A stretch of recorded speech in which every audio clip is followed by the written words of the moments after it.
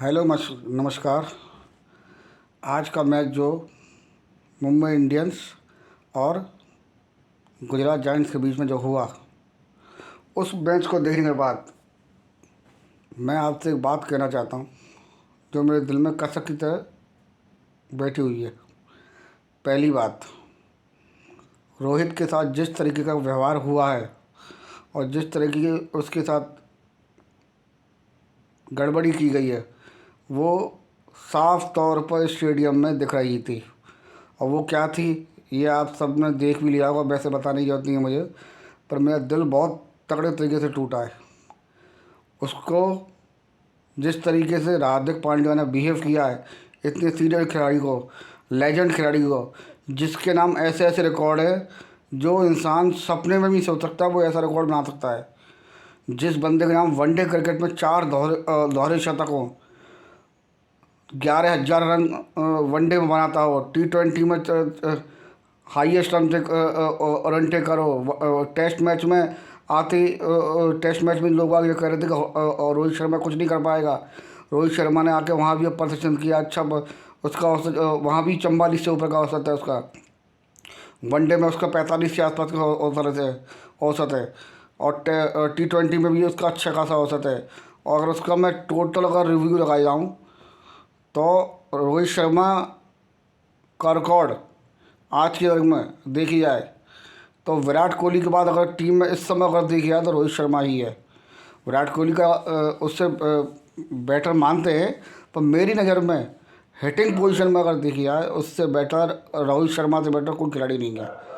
Second बात, जिस तरीके का हार्दिक पांड्या ने आज व्यवहार किया रोहित शर्मा के साथ, मैं हार्दिक पांड्या की पहले बहुत इज्जत करता था, बहुत अच्छा खिलाड़ी माना था, पर मुझे बहुत दुखी मन से ये बात को कहना पड़ रहा है कि जिस तरीके का व्यवहार रोहित शर्मा ने के साथ जो हुआ, जिस तरीके दौड़ा दौड़ा के उसने आउट ऑफ स्टेडियम उसको भगा रहा था, कभी यहाँ से लेके वहाँ तक, कभी वहाँ चला जाओ, कभी वहाँ चले जाओ। बुमराह अगर रोहित शर्मा से एक बार बात कर रहा था, उस समय मैं देख रहा था हार्दिक पांड्या सामने आया और उसको दूर भगाने लगा कि तुम वहाँ जाके फील्डिंग करो। रोहित शर्मा को वहाँ से वहाँ भगा रहा है। ये सब चीज़ मैंने नोट करी और मेरा दिल इतना दुखी हो रहा था, मैं आपको लफ्ज़ों में बयान नहीं कर सकता। और दूसरी बात, मैं हार्दिक पांड्या की इज्जत करता हूँ क्योंकि वो हमारा भारतीय खिलाड़ी है, पर मैं एक बात ये कहना चाहता हूँ कि आप ये बताइए कि हार्दिक पांड्या का करियर रहा है, जितना भी वो खेले हैं, आप उनका ट्रैक रिकॉर्ड उठा के देख लो। उनने जब से क्रिकेट चालू की है अब तक मैं उसकी सब मैचों को देख चुका हूँ और उसके रिकॉर्ड को देख चुका हूँ। T20 उठा लो, वनडे उठा लो, टेस्ट में उठा लो, किसी में भी उसके 2,000 रन से ऊपर रन नहीं है।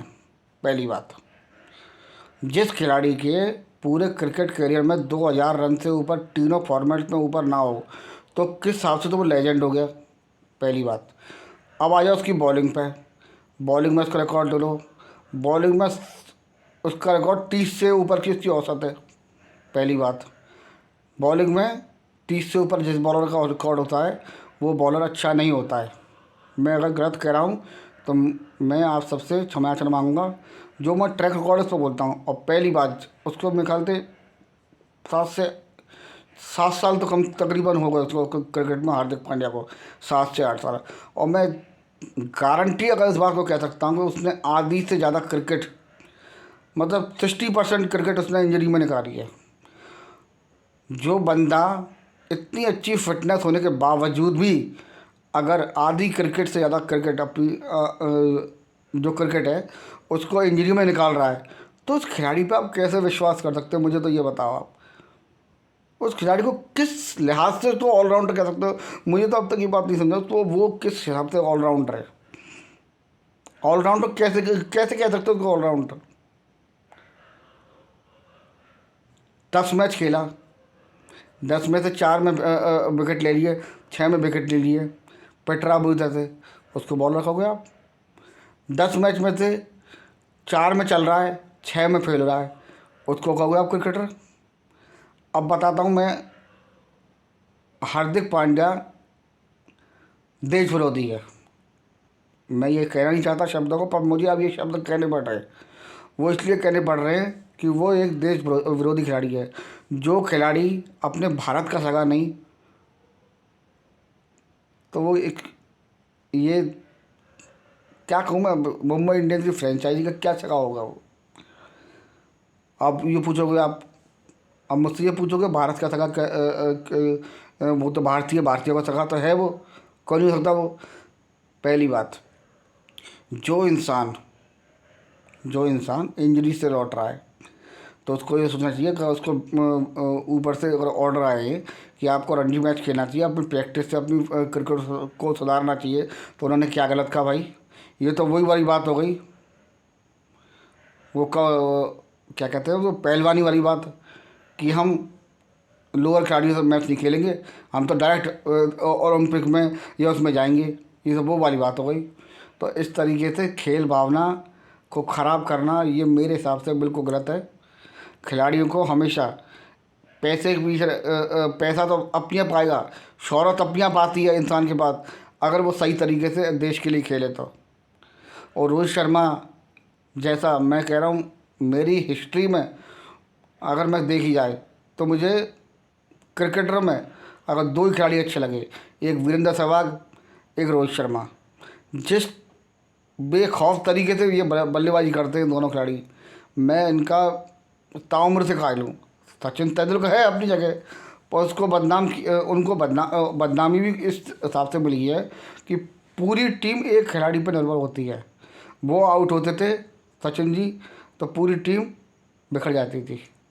तो पहली बात, हर खिलाड़ी को अपनी इम्पोर्टेंस देखनी चाहिए, एक खिलाड़ी पे कभी निर्भर नहीं होना चाहिए।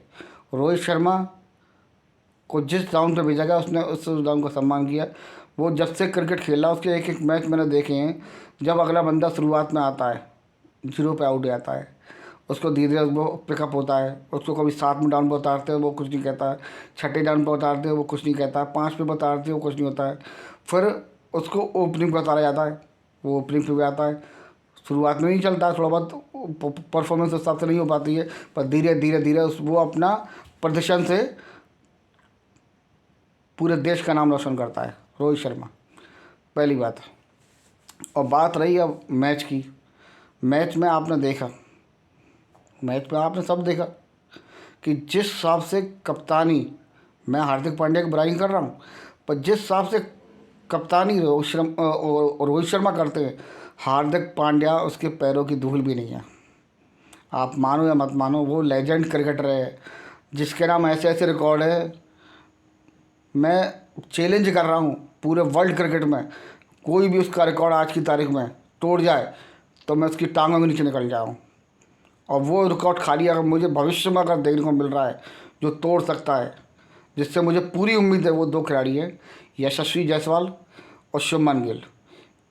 अगर शुभमन गिल अपने कैरियर में देश के प्रति खेला और उसने पैसे का अहम नहीं किया और पैसे के पीछे नहीं भागा और खाली देश के लिए सोचा, तो मैं गारंटी दे रहा हूँ वो आने वाला सचिन तेंदुलकर है और आने वाला विराट कोहली है। कि जिस हिसाब से बंदा वो खेलता है और जिस हिसाब से उसकी टाइमिंग और उसका फुटवर्क है शुभमन गिल का, मैं कह रहा हूँ बहुत गजब का खिलाड़ी है मेरी नज़र में। दूसरी बात, यशस्वी जायसवाल की बात कर रहा था मैं। यशस्वी जायसवाल, जब मैं उस बंदे को मुश्किल से 1 साल भी नहीं हुआ है, उसने जिस हिसाब से उस बंदे ने प्रदर्शन किया है, मैं कह रहा हूँ मेरी ज़िंदगी में मैंने इतना टैलेंटेड खिलाड़ी मैंने देखा नहीं जो शुरुआत में इतना अच्छा खेलता हो और बेखौफ बल्लेबाजी करता हो। ये बेखौफी गिरी कहाँ से मिली, ये बात तो सोचना। ये बिंदास जो खेलता है, ये सब रोहित शर्मा की मेहरबानी है। मैं रोहित शर्मा की मत समझ, मैं रोहित शर्मा का फैन हूँ तो इस बात को कह रहा हूँ।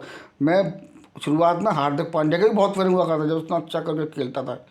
और मैं मानता हूँ हर किसी के दिन में समय ख़राब आता है, अच्छा आता है, तो समय ख़राब होने की भी एक सीमा होती है। एक रोहित शर्मा को देखो, उसका पेट निकल रहा है तो भी वो चौके छक्के मार रहा है, हिटिंग कर रहा है, सब काम कर रहा है, उसकी फिटनेस पर ध्यान दो। एक हार्दिक पांड्या की फिटनेस ज़मीन और आसमान का फर्क है, उसकी फिटनेस कितनी खतरनाक है हार्दिक पांड्या की, और रोहित शर्मा की फिटनेस ख़राब होने के बावजूद भी वो इतना अच्छा क्रिकेट खेलता है और अपनी टीम को संभाल के रखता है। आज की तारीख में रोहित शर्मा खेल रहा है, तीनों फॉर्मेट में रोहित शर्मा ने इंडिया को नंबर 1 पे पहुँचा रखा है। मानता हूँ वर्ल्ड कप के फाइनल में हारा है वो, पर जो वो अंदर से दुखी हुआ वो उसकी आत्मा जानती है, तो कितना दुखी था वो बंदा उस दिन, कि सारे मैच में जीतता आया, वो लास्ट के मैच में हार गया। मुझे इस बात का दुख है, और ये दुख तो सचिन के साथ भी रहा है। अगर आप ट्रोल करना चाहते हो रोहित शर्मा को, वर्ल्ड कप के फाइनल में हार गया, वो पहले टूर्नामेंट में कोई नहीं जीता, और धोनी की आप तारीफ़ करना चाहते हो, मैं धोनी को मानता हूँ अच्छा कप्तान था और अच्छा खिलाड़ी था, मानता हूँ धोनी को मैं अच्छा खिलाड़ी था, पर रोहित शर्मा मेरी नज़र में आज की तारीख में उससे बेटर को कप्तान नहीं है, उससे बेटर को खिलाड़ी नहीं है। हर खिलाड़ी का समय आता है, ख़राब आता है, अच्छा आता है। उसने दिखाया ना इंग्लैंड के टूर्नामेंट में, पहला मैच हारने के बाद लगातार 4 मैच जीते ना, उसने दिखाया ना कि वो नए नए खिलाड़ियों को मौका देकर टीम को कहाँ से कहाँ ले जा रहा है। वो नए खिलाड़ी को मौका तो दे रहा है ना, इस बात को तो मानो नहीं मानोगे। तो मैं ये आपसे निवेदन करना चाहता हूँ, आप सब हमारी भारतीय टीम के खिलाड़ियों को, प्लीज़ ये आपस का झगड़ा छोड़ के देश के लिए खेलो, देश भावना के लिए खेलो। खाली पूरा सीजन आईपीएल, एक सीजन आईपीएल के लिए चंद पैसों के लिए मत देखो। सीखो इन सीनियर खिलाड़ियों से, विराट कोहली से सीखो, रोहित शर्मा से सीखो। और मेरी नज़र में रोहित शर्मा से तो बेटर को खिलाड़ी नहीं है। अगला बंदा आज तक कभी पैसे के पीछे नहीं भगा। एक उसका बैंक अकाउंट देखो, एक विराट कोहली का बैंक अकाउंट हो, ज़मीन और आसमान का फ़र्क है। चाहता तो वो भी इस तरीके से पैसा कमा सकता, सब तरीके से कर सकता था, पर कभी उसने पैसे के पीछे नहीं भगा। मेरी और सबसे शांत प्रिय खिलाड़ी, मानता हूँ वो खिलाड़ी को थोड़ा नोक झोंक करता है, गाली गलौज करता है, पर उसको खिलाड़ी प्यार भी बहुत करते हैं। सारी टीम उसकी इज्जत करती है। वो क्यों करती है? क्योंकि उसका व्यवहार बहुत अच्छा है। वो स्टेडियम में ऐसा रहता है, स्टेडियम के बाहर निकलते ही वो इतना फ्रेंकली और इतना अच्छा इंसान है, मेरी नज़र में उससे बढ़िया आदमी नहीं होगा, इंसान नहीं होगा। तो मेरी आपसे यही लास्ट में जाके मैं आपसे कहना चाहता हूँ, वंदे मातरम, वंदे भारत। प्लीज़ प्लीज़ प्लीज़, 3 बार प्लीज़ कह रहा हूँ आपसे, प्लीज़। और अपनी भारतीय टीम के भारतीय खिलाड़ियों को, जो भी ऑल ओवर द वर्ल्ड और ऑल ओवर द जो हमारे स्पोर्ट्स हैं, उन सब खिलाड़ियों से मैं निवेदन करना चाहता हूँ, प्लीज़ पैसे के बजाय देश के लिए खेलो। क्योंकि हमारे लिए हमारा देश सबसे पहले है और बाद में कुछ और है। और इसी के साथ मैं अपनी वार्तालाप को ख़त्म करना चाहता हूँ, क्योंकि आज मैं बहुत दुखी था जिस तरीके से रोहित शर्मा के साथ व्यवहार हुआ। अब मैं क्या कहूँ आपसे, वंदे भारत, वंदे मातरम, जय हिंद, जय भारत।